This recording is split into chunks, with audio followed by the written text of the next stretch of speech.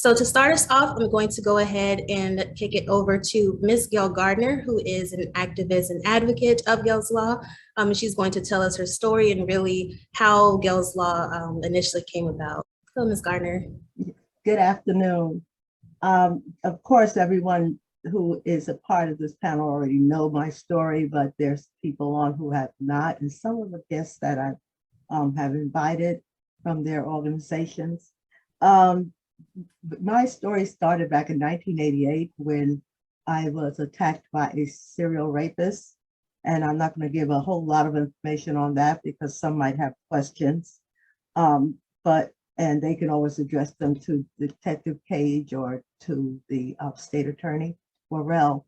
But definitely, it took 30 years before I was able to know what happened to my case. And in 2019, I happened to stop to the state attorney's office, to the OPD new building there, and found out I still had a cold case. That's the short end of it. All those years, I had actually dealt with just being panic stricken in some ways. I guess we can call that depression and anxiety, which leads up to PTSD. I was functioning, finished college as a single parent.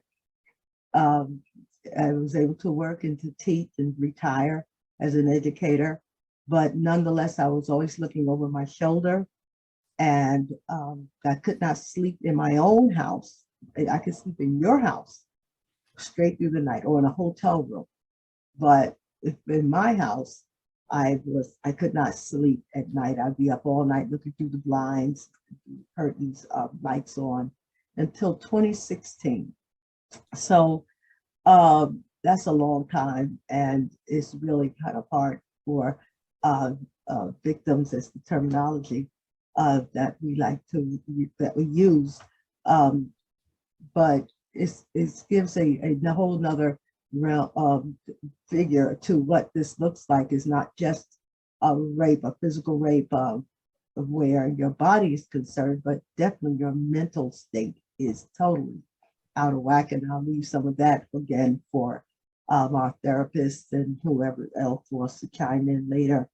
Meanwhile, I, thanks to Senator Stewart, Representative Emily Schlossberg King, and some others, Carol Wick, definitely, and Ilsa Connect, who was part of Joyful Heart Foundation out of New York. She is the policy and advocacy director there for Joyful Heart, and she's actually working an organization that was started by Maritza Haggerty, who is definitely our what I call my Olivia Benson that I have been waiting on all years to knock on my door. She's the star of Law and Order, SVU. So, and there was others, Tracy Davis, who supported Scott Plankin, and all of these people came together and met. And in that meeting, it was what they were going to do after they had done their work and their research, asked me if I would mind the name of the bill they were going to submit called Gail's Law. And at first I kind of hesitated for a second or so because I really was shocked. I heard it once before, it would be mine, and it was enclosed, I said, oh no, I guess so. But this time I was one of other people, and I actually said yes, if it was going to help the Black community. And I'm not saying it's not going to help everybody, of course it is. But when it comes to the data that goes out regarding the Black community, we do not have not only the report of the crime, we have children who should not have stayed home with some people in 2020 and other issues that goes along with that. And we're not very good at what goes on in this house stays in this house. We got a lot of things to work on.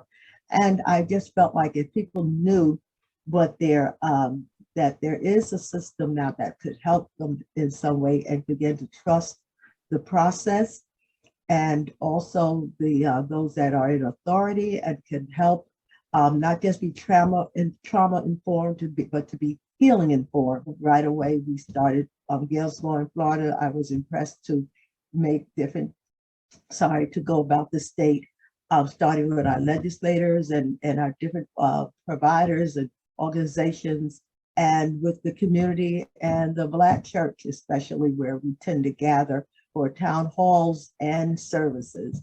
And in other communities and sororities and fraternities, whoever would listen from now until the time when it is officially in operation as of July 1, 2023. So thank you so very much for hearing that. We've got some work to do. We're trying to get us a 501 pro bono and some other things we're trying to put in place so that we can have some dollars to move around, and other things we would like to do. There's some other cases that's going up. My last word, you guys, but we're coming back with some things that was up on a hill that we call the hill. Rather, I was up on the hill and for this session that just passed regarding the elimination of the statute of limitations, and we're going back with that this year to see if we can get some help with that. So thank you so very much, and I thank you, Legal Aid Society, for taking us on. We are trying to do collaborative partnerships with organizations going forward. Thank you so much, Ms. Gardner, and you've been a pleasure to work with. Thank you so much for sharing your story with us and for collaborating with the Legal Aid Society. I think that it's amazing what you're doing and what everyone here is doing to really implement this system and help others with similar stories to yours. So thank you so much. JoEllen, can you tell us more about Gail's Law and how this all came about? Hello, everyone. My name is JoEllen Revell. I am a licensed clinical social worker, and I've been at Victim Service Center of Central Florida for about 9 years. Serving over all the client services related to sexual violence and any type of victimization. I think Gail did a great job in kind of sharing the history of what happened with Gail's Law in terms of making it come to fruition and being persistent. And there's many people that were involved. It's certainly an item that we cheerleaded for. We didn't really have super active role in that process. But ultimately, as the Rape Crisis Center for Central Florida, we serve persons who are 12 and older. And in that process, we collect evidence for acute sexual assault exams. So if someone is sexually assaulted within 5 days, which is 120 hours, our sexual assault nurse examiners are able to collect evidence. And we have an advocate present that works with them for emotional support.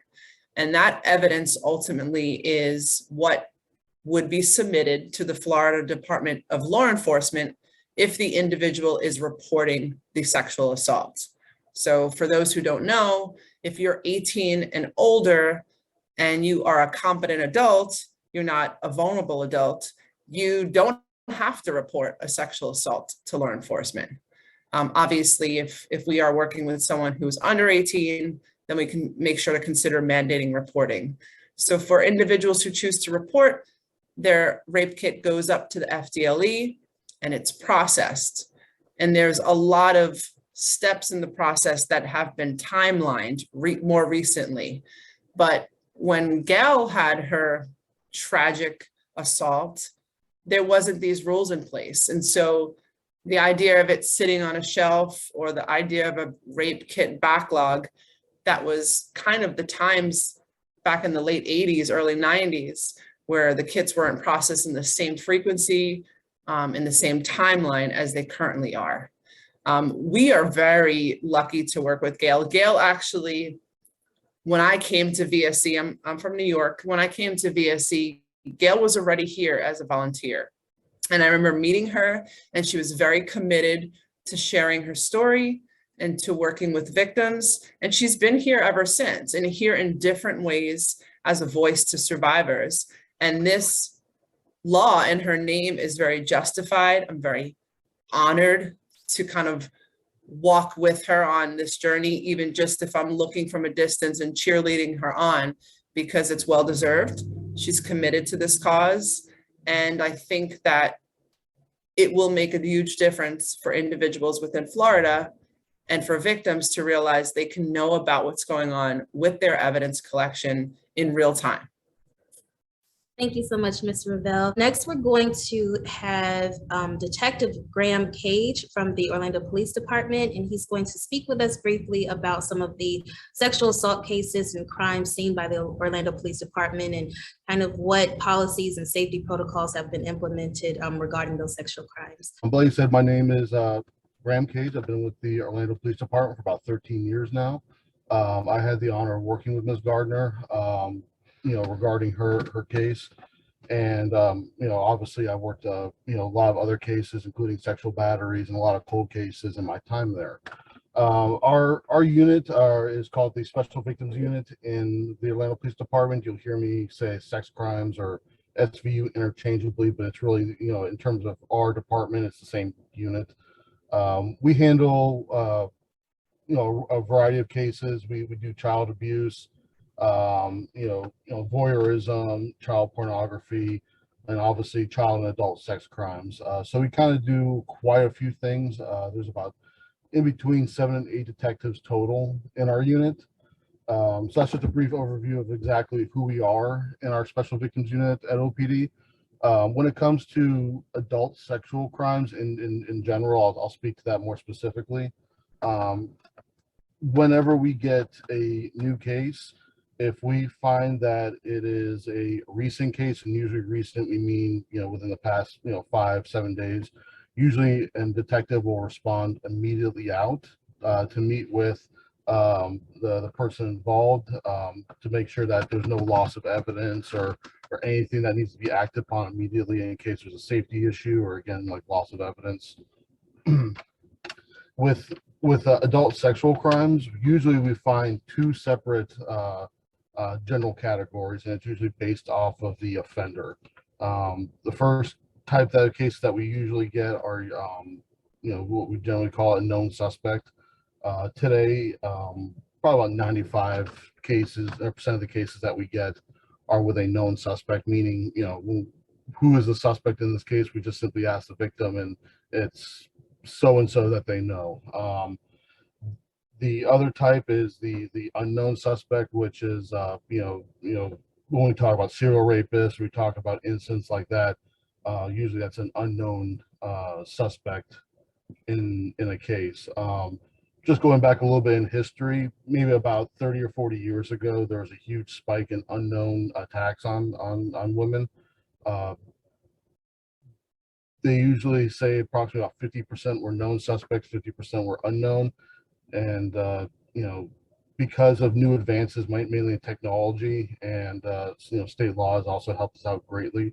We have made it so that maybe 5% of the cases that we get today are unknown suspects. And that's primarily because DNA becomes so much more instrumental in working the case. When it comes to known suspects, generally the best evidence that we have is usually, testimonial. But when it comes to the unknown suspects, DNA and forensics evidence is absolutely critical in many of those cases. Generally, when it comes to, I'll piggyback off JoEllen regarding the sexual examinations. If a sexual examination is done and a police report has been made, our detectives will pick up the sexual assault exam, and we are required by law within 30 days to submit it to FDLE, the Florida Department of Law Enforcement, for evaluation.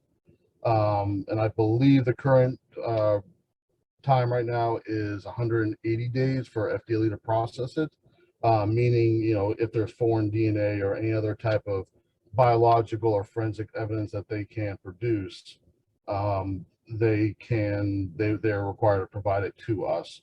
That is a huge thing, a huge benefit that we have in Florida, are laws like that. Currently, the law is that every single report to law enforcement that accompanies a sexual assault kit will be submitted. That is something that's only happened in the past 6 or 7 years. Back, unfortunately, in the 80s and 90s, there was not a requirement. And FDLE did not process all the kits. They used a lot of third-party companies to process them. They're extremely expensive. They're extremely time-consuming. So we have the benefit in Florida that everything gets forwarded to one agency, and we have a state mandated time for turnaround. So that's a huge benefit that we've had in this state. Also, when it comes to we call it the combined DNA index, which is what we short-term CODIS. CODIS is basically the DNA database for all offenders in this state. Back in the 1980s, there was no such database in existence. Everything was a comparison 1-to-1. So if you had a suspect DNA, there was you had to have a suspect to compare to directly. Today we simply have a system where we can just input DNA if you believe that's a suspect in a case, and it will produce a possible lead to that case if that person's DNA is in that system. So that's just a brief overview. I'm not going to go into too much more because I'm pretty sure I could talk about this for hours if I had enough questions going on, but I will leave it right there. If anybody does have any questions, feel free to ask. Like I said, I've worked in sex crimes for a number of years, so if anybody else has anything they would like, just you can either reach out to me directly or through the comments.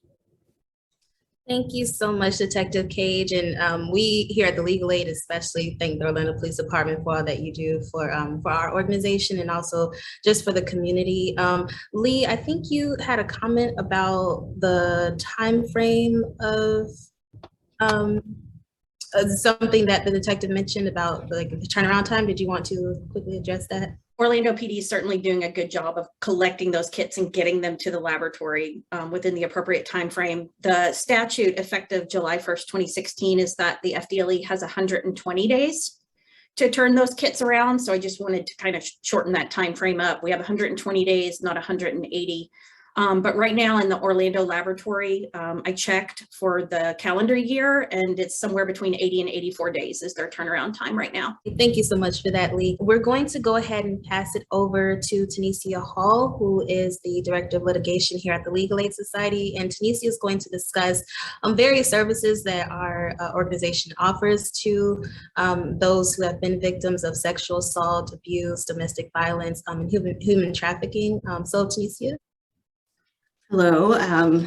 Unlike everyone else on the panel, we don't handle criminal matters. We do help the victims and their families with their emergency legal assistance. Some of the instances would be a sexual violence injunction. If it is a known perpetrator, there could even be family law issues. I mean, if it's a marital rape or things of that nature. We handle everyone from the baby all the way to sometimes the probate matters. So we run the guardian ad litem program for Orange County that assists children who have been abused, abandoned, or neglected, or in threat of harm of being abused, abandoned, or neglected. And so that would include children who have been sexually abused or alleged to have been sexually abused by their parents, or are possibly going to be placed with a parent who's a sexual offender. We also have trainings that we provide to our guardian ad litems and individuals in the area regarding keeping children safe. It's an act involving children who have been abused. There are different service centers and communities we work with, community collaborators that assist victims of sex abuse. In addition to the emergency assistance, we also help with some of the things that may not be extremely important for the person at the time. Right now, they are dealing with an assault and how to overcome that assault. But then that assault could lead to them not being able to go to work and they could end up losing their job. And so then we're helping them possibly with the eviction matter, or if the assault took place in their home, like it did with Miss Gardner, maybe they don't want to go back. Maybe they need help breaking their lease. If it was a known perpetrator or someone they were in an intimate relationship with, that could have other implications if they were sharing in the bills and expenses and they can't pay those bills, or they want to find a way to separate themselves from their abuser. In addition to helping with family law matters and consumer matters and housing matters, we also do immigration.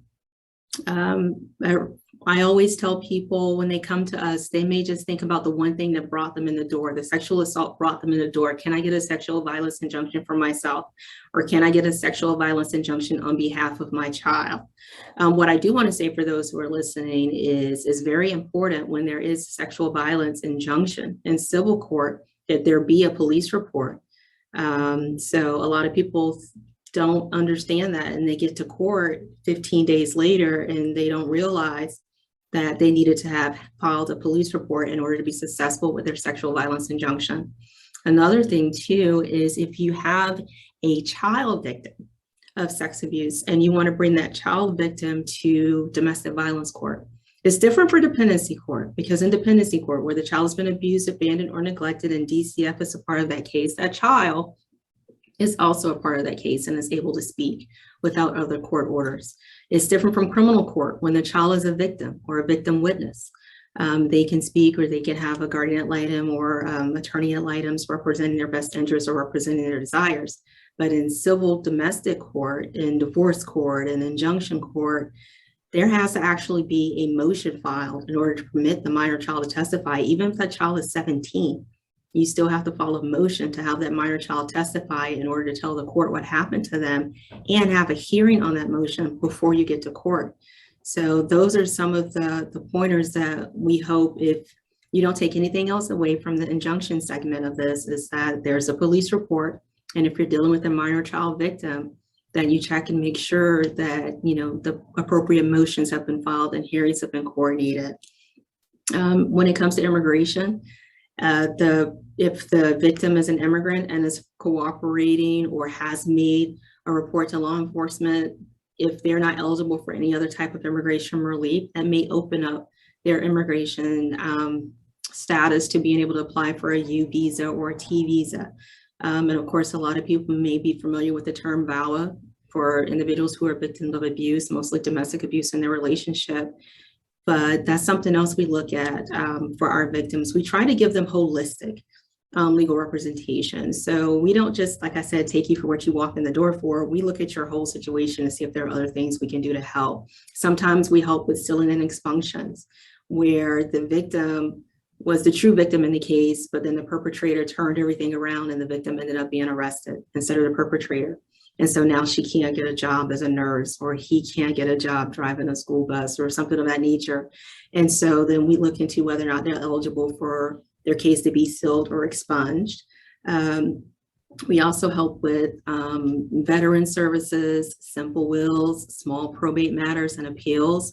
We also help projects, like for instance, if someone wanted to establish a nonprofit and they fell within our priority guidelines, and of course they're low income, because again, we are legal aid. We don't have income restrictions for victims of crime, but for the rest of our services, sometimes there are income restrictions based on what's going on. But one of those projects we have, in addition to taking cases, we have projects. We do mediations, we help attorneys fighting for seriously ill children. We have community education panels. We even have a nonprofit project where we can help individuals incorporate and become part of a nonprofit. And then I know we are all thinking about the victims who are able to watch us. What about those individuals who were not able to watch us, who are not competent to make decisions for themselves, and maybe they need to have some other type of care, or those individuals who are in comas or seriously ill or terminal due to their abuse. And so even if it's not something that we handle, we've been in the community long enough to where we can triage it and see if we can refer them to someone else who's on this panel. And if there's no one else on the panel who can help them, some of us are bound to know individuals who can. So we try our best to help whenever and wherever we can. Thank you so much, Tenesia. And for those watching, if you find yourself in a situation or know someone in a situation that could benefit from the Legal Aid Society services, you can give us a call at 407-841-8310. And our email is info@legalaidocba.org. So next we have State Attorney Monique Worrell, and she is here to speak with us about the Ninth Circuit's Special Victims Unit. Thank you so much for joining us today. Thank you so much for having me. It's a pleasure to be here. So we started a special victims unit in the state attorney's office in January, and it's about 3 months up and running. So the concept came to us in January. We put it in place in March, and the reason that we did that is because it was important for the attorneys who were handling these very serious cases. In the state attorney's office, we referred to special victims as victims of both domestic violence as well as sexual violence. And the way the units were previously set up was that we had one attorney handling 2 different courtrooms for domestic violence and sexual violence cases. And what that meant was that the attorneys were split between 2 different courtrooms. They were split between 2 different judges, and they were having a very difficult time keeping up with all of the different individuals that they had to deal with and providing the best level of advocacy for the victims in those cases. So in January, the executive team decided that we would combine the 2 because they were both sensitive victims and both victims that needed special assistance, and that we would make one unit with 10 attorneys that covered only one courtroom. And this was really important because attorneys in one courtroom meant that they did not have to be divided between all of the things that I previously mentioned, and they could have more time to focus on the victims of their particular cases.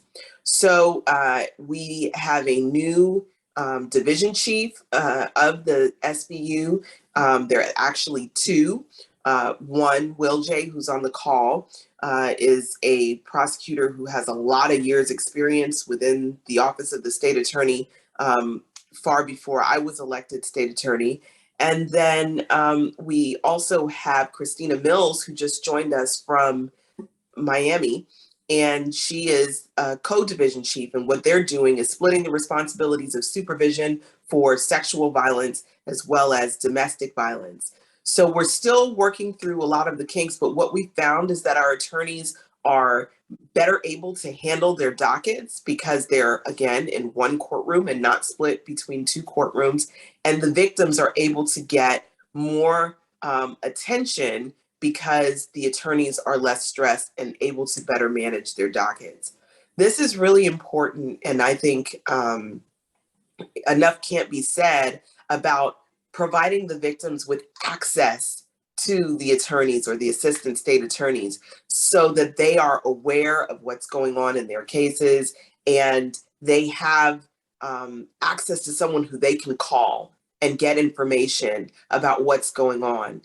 I want to say that the impact that Gail's Law has had on all of this is really twofold. Yes, we can get these kits processed and we can ensure that individuals are held accountable, but we can also ensure that the wrong individuals are not held accountable. And that is as important to justice as ensuring that the right people are held accountable. So I believe that our new SVU unit, in collaboration with all of the different partners that we have on this call, will be able to provide the constituents of the Ninth Circuit a more seamless process in how these cases are handled going forward. And that's all any of us can really ask for, is that the victims are provided the services that they need, that they're given the attention that they need, that the cases are prosecuted in the most efficient fashion possible, and that these individuals are able to find justice. Thank you so much for everything that you've done also for the Legal Aid Society and all the support that you show us. And thank you for being here today and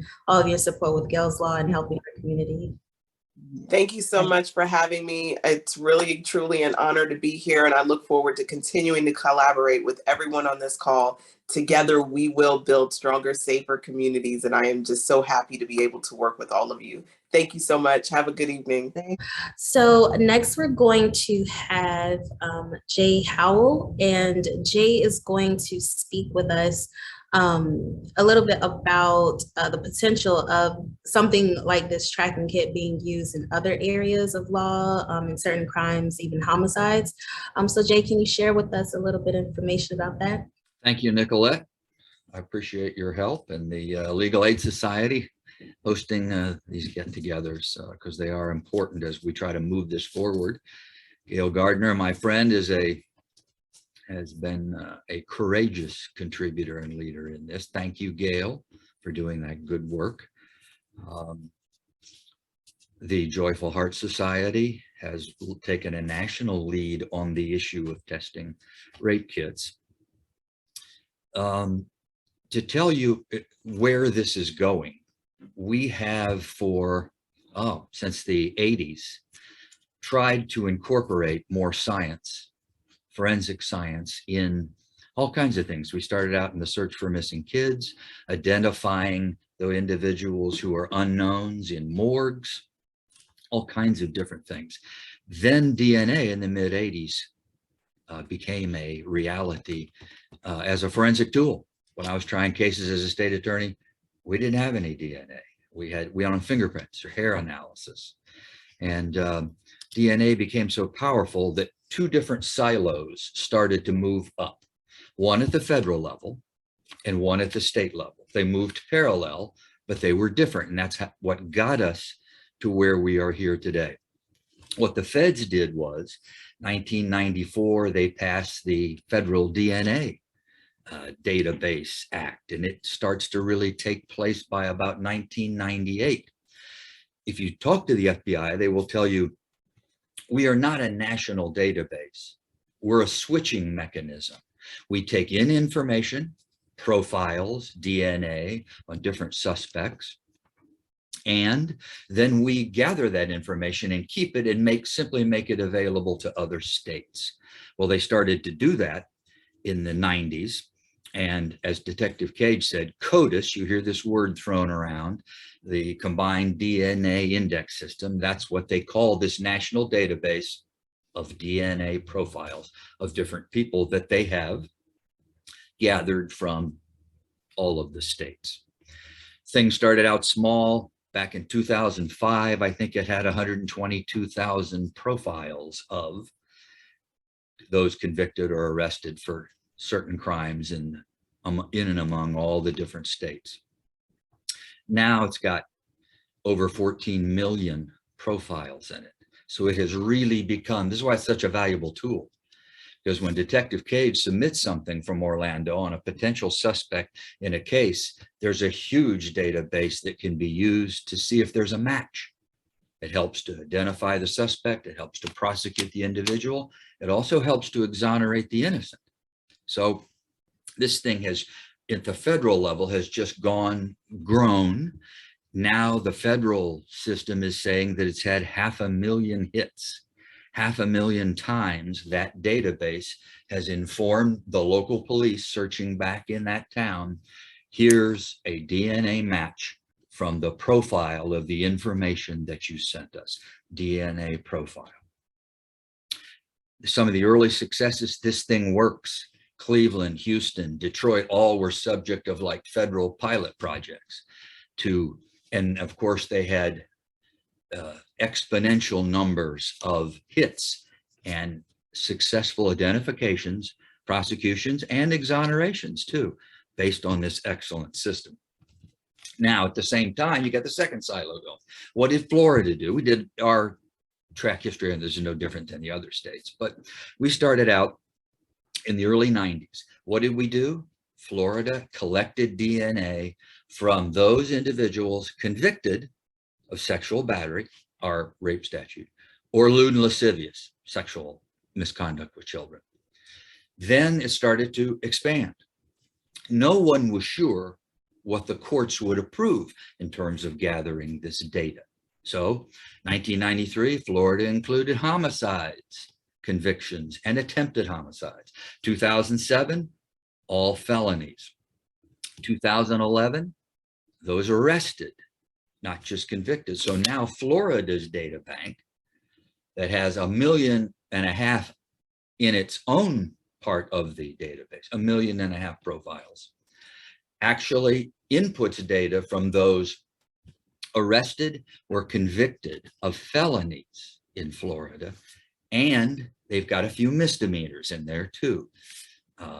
Pornography, voyeurism, some of those crimes. So when you start to run the suspect information from DNA off a piece of evidence you've gathered. It can be the rape kit gathered from the victim herself, or it can be, as it is in homicides, other kinds of clothing, weapons, items that have DNA. This becomes a really powerful tool for identifying, prosecuting, and exonerating people in these crimes. Now, Senator Stewart took the lead on the latest thing Florida's done, which is establish a database that Leigh's going to talk about because she's working on it. We're fortunate to have FDLE administering this program in Florida because they're real good.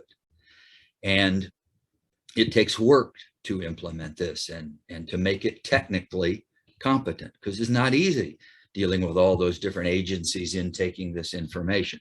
Leigh knows so much about this though, and she's an expert in this area.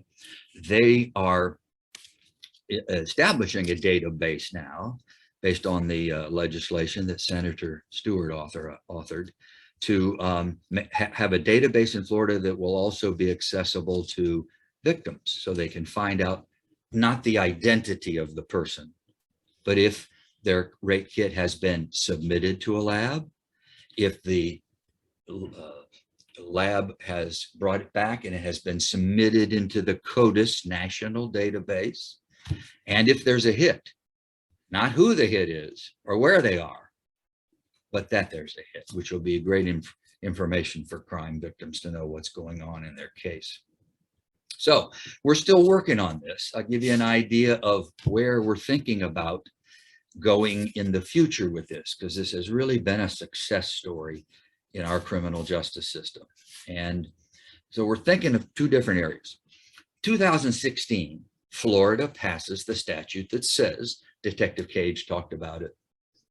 The 2016, Florida says, okay, we're going to require now that these rape kits that are coming in sexual crimes, that these kits be submitted to the lab and then submitted to the national database. We're going to require these things. So that's all new. It is working really well so far, but one thing we're thinking of for the future is if it's good to make sure that those new kits are all tested in crimes since 2016, July, why not start to go back before that gradually? What about the 2012 rape kits? They're loaded with potential information that's real helpful too. So we can't put that all on the criminal justice system and the police at once without any money to do any of it. But to go back and start to use the most recent rape kits going back earlier than 2016 seems to be a smart move. Number two, we're also thinking about expanding the use to at least other major crimes. For instance, homicide. We drafted some legislation to include murders in the collection of DNA. It's not as simple in homicides. There is not a homicide kit like there is a rape kit. The homicide scenes have different kinds of information there. The victim themselves, their clothing, a potential weapon, something that's touched, it's just loaded with potentials, but it's not all the same thing. So we would probably have to, if we legislate this, we would have to say the DNA most likely, perhaps. Evidence most likely to produce the DNA might be a caveat we could put in a statute if we moved forward. There's about 1,100 murders in Florida each year. So it's not an overwhelming task for law enforcement to do it, but it's something we probably need to look at because it's been so successful. Thank you so much. And Jay, after Senator Stewart speaks, if you have any additional details that you'd like to share with the audience, I'll turn it back over to you. Jay, make sure you contact my office about that possibility on homicide kits. I'd be interested in talking to you about that. So just reach out to my office and we'll try to have a conversation offline here. And also just thank you, everybody. I mean, it takes a real neighborhood and army to get some of this stuff done. And I wanted to mention Gail, if you didn't know already, Representative Schlossberg had a healthy baby girl. So I wasn't sure if you knew that or not, but we needed her help when this bill was going through on the House side. She did a fantastic job. And I think everybody was so receptive to your testimony. And I think that's what we have to make sure everybody understands. It has to go through 3 committees on each side, and you have to make sure that your facts and data are correct. But I'll tell you what really swings people's consciousness and their hearts is when the victim comes and testifies. You cannot replace that with anything that I may say or anyone else may say. So when you're trying to move forward with legislation, make sure that voice comes with the bills that you're presenting, because it does help quite a bit. And that's pretty much all I have to say. And thank you again, everybody. And if you need something else, you can always call my office. I'm working all summer long for the 2023 legislation that we're trying to put together on human trafficking, some environmental stuff. I'm doing a lot of work in the summer. So this is the time to reach out to our office. Thank you so much.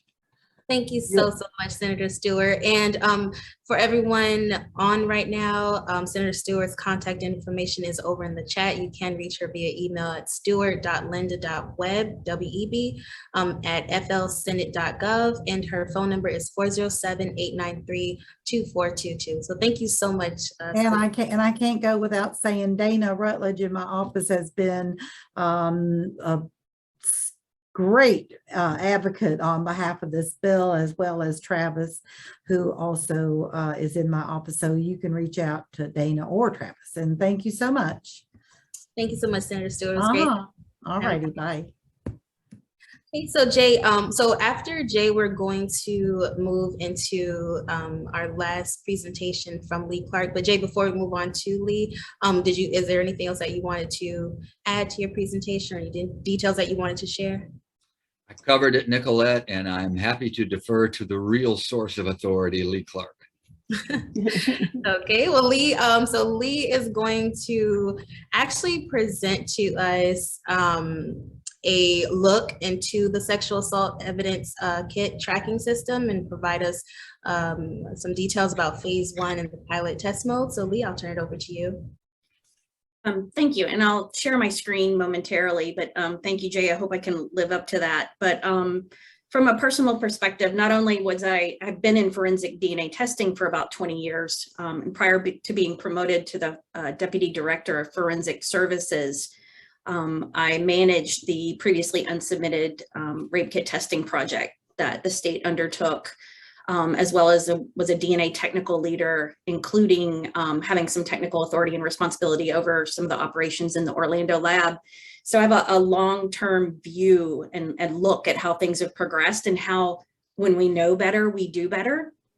And also some of the reasons that sexual assault kits may not have been presented to a laboratory in the past, if it was an argument over consent or something to that effect, or the survivor was deemed uncooperative or could not be contacted, that all of those things are now irrelevant when we know the power of working every single rape kit to get every single profile for comparison.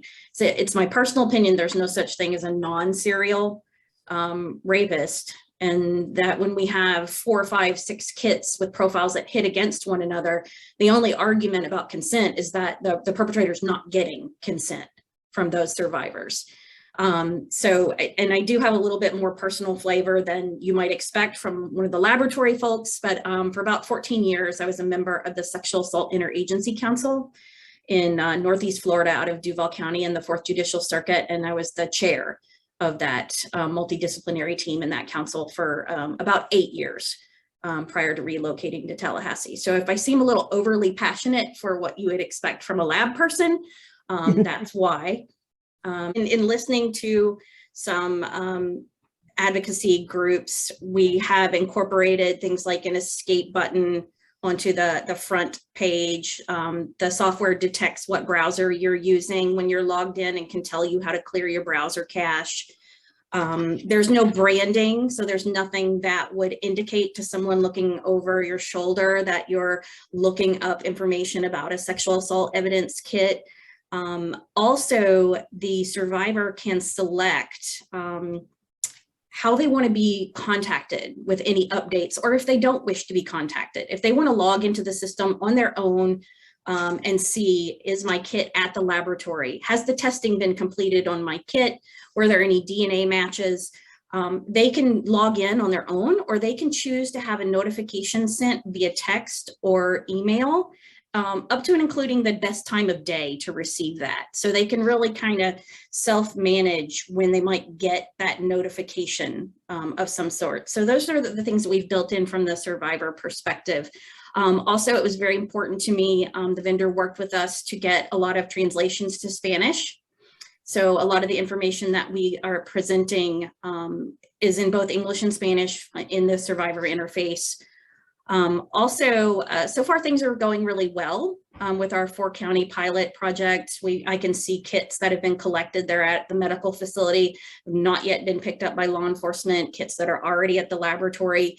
So that the workflow there, I don't know if you guys heard me mention that right now in this test phase, we have Certified Rape Crisis Center, the Women's Center of Jacksonville. We have their advocates serving as survivors for the purpose of logging into that interface in case we need any more information on how to make that, that interface as palatable as possible for survivors when they log in.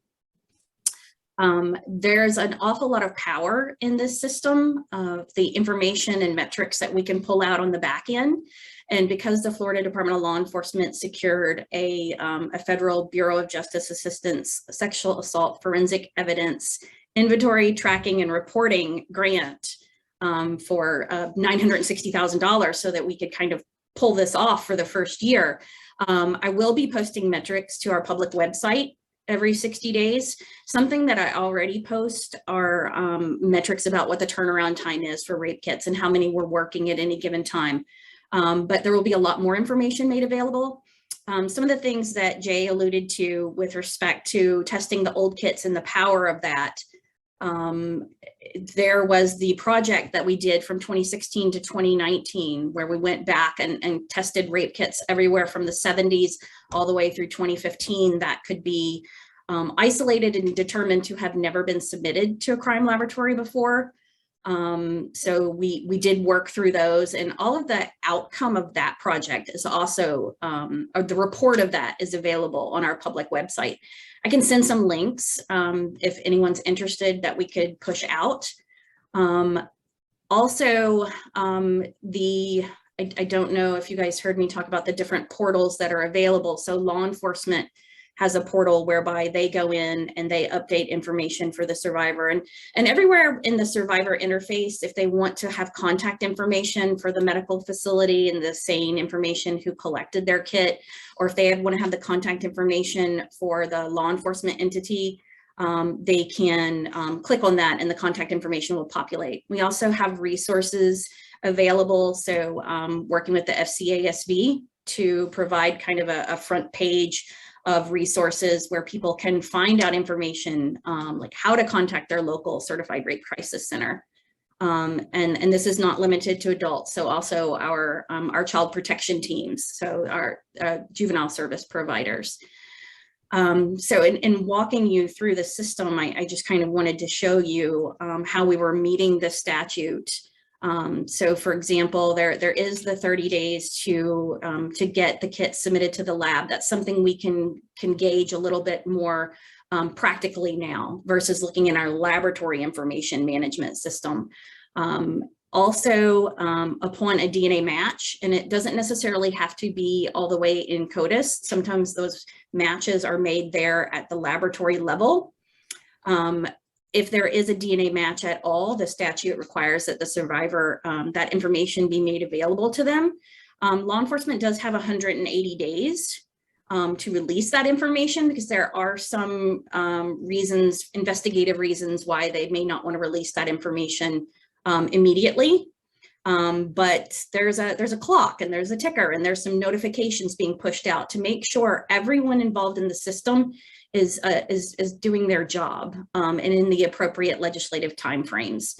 So this is a system, it's STACS, S-T-A-C-S, sample tracking and control systems. It's a large conglomerate company that also does tracking of heel stick cards for newborns, and they also have software for tracking medicines as they're pulled out in surgical facilities. So this is a very large company, and they've come in with the niche of tracking sexual assault kits. And we're the 12th state that is going to utilize this same software package. So it has been pushed up and is running at least partially in some other large states like Texas, Arizona, New York State. So I know that we can make it work. I know that it is going to work. I was in the background kind of, cheerleading the senator as she was presenting the need for this. And it just is going to provide a whole new level of transparency and a whole new level of power for the survivor to be able to see what they want to see along the way. And then also it's really going to enable all of those stakeholders, the law enforcement individuals, the medical facilities, the laboratory, who hold themselves accountable for the jobs that they're doing. It's going to enable them to track those metrics and make sure nothing slips through the cracks. So the system is good for everyone. Also, if on YouTube, Stacks DNA Track Kit, they have a whole, it's a 1.5 minutes long, a whole demonstration of the software if anyone would want to see what that looks like in real time. So happy to answer any questions about that. I'm very happy to be here now that we've established this partnership, and I can't thank you enough for allowing everyone to have your story and your experience be a fulcrum that got us moving in the right direction. Thank you. I say that with tongue in cheek because I couldn't have done it without some people behind me. And I wouldn't have never thought about it really at first, but I know that there's no reason for anyone to have to suffer through the uncertainty that goes along with this this crime against us. So thank you so much. I'm so glad to meet you. Can you tell us something about the, oh, I'm so sorry. Let me turn this back over to my moderator. I am so sorry. No, Ms. Gardner, you have, you can ask the question that you were going to ask. Yeah. Talking along. Anyway, I was talking about, Leigh, as I understand it, we are in phase 1. Can you describe those phases to us again in the counties where we'll be at a particular time of year? Yes, ma'am. And this is kind of why I need a PowerPoint, because I will be all over the place. It keeps me on track. So this initial pilot project with the 4 counties, the next thing we're going to do is incorporate the other 9 counties that submit all of their evidence to the FDLE laboratory in Jacksonville. And then we're going to move westward across the north end of the state. So there are 10 counties that submit evidence to the Tallahassee laboratory, 10 or 12. I should really know that. The next group of counties and law enforcement agencies that work with the Tallahassee lab. We're also going to pick up the Pinellas County area, as well as the Indian River Regional Crime Lab area, as we need to test how that's going to work with those laboratory systems, because FDLE has 6 DNA laboratories in the state participating with CODIS, and then there are 5 county laboratories. So we need to make sure that everything is going to work across the board for everyone if we need to customize things. We're going to pick up the Pensacola region, which also has its own set, and that will all be phase 2. Phase 3, we start heading south, and we will be picking up the whole service area of the Orlando Regional Operations Center, as well as the Tampa Regional Operations Center, so the whole chunk of Central Florida, as well as pushing south into that South Florida area where they have the Miami-Dade and the Broward and the Palm Beach County labs. By statute, we've got to have this available by July 1, 2023. So we are really kind of digging in with this pilot and getting rid of all the bugs, and then we're gonna just full speed ahead. Great. And so we are, can you give us a little enlightening of the, how we're doing is phase one right now? Phase one, so we're approximately 6 months behind where I would like to be. But that's just a function of getting a grant, selecting the software vendor, making the purchase. But it's going so well at this point, and we've had 10 trainings for the law enforcement and medical providers there in Northeast Florida that we hope to start moving across phase two by October. And once phase two works itself out, we really hope to make that July 1, 2023 deadline. But it seems to be taking us 3 to 6 months chunks to do each step in the process. And we actually have a question from Emily Mitchell in the audience.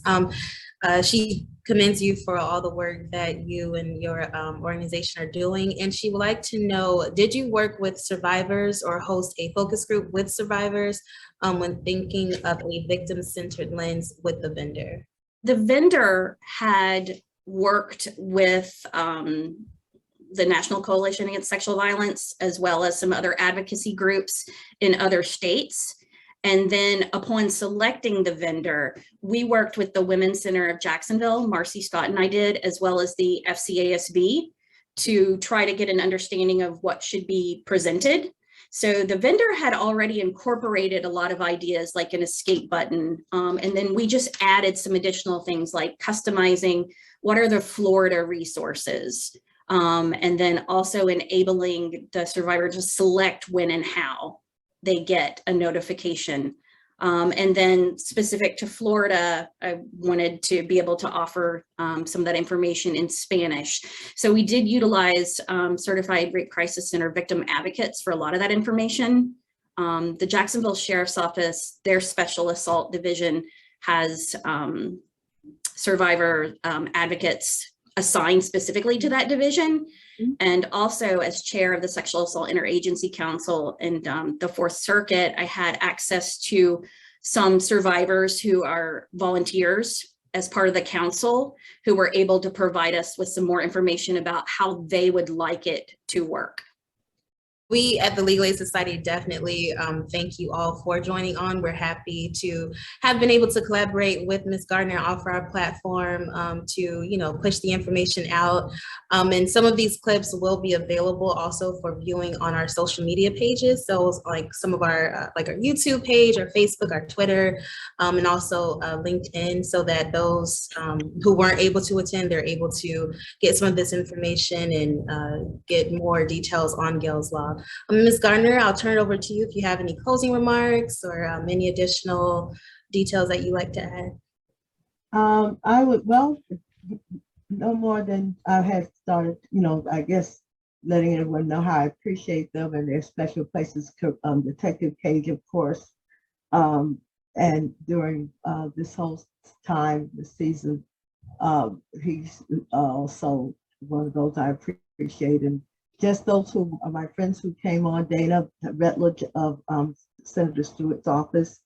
And if I could ask Dana, when does the next session start and when does the planning start, Dana? Well, we start in summertime, but this is an election year. So we will start, we're already starting to work on bills, getting things ready. Yeah.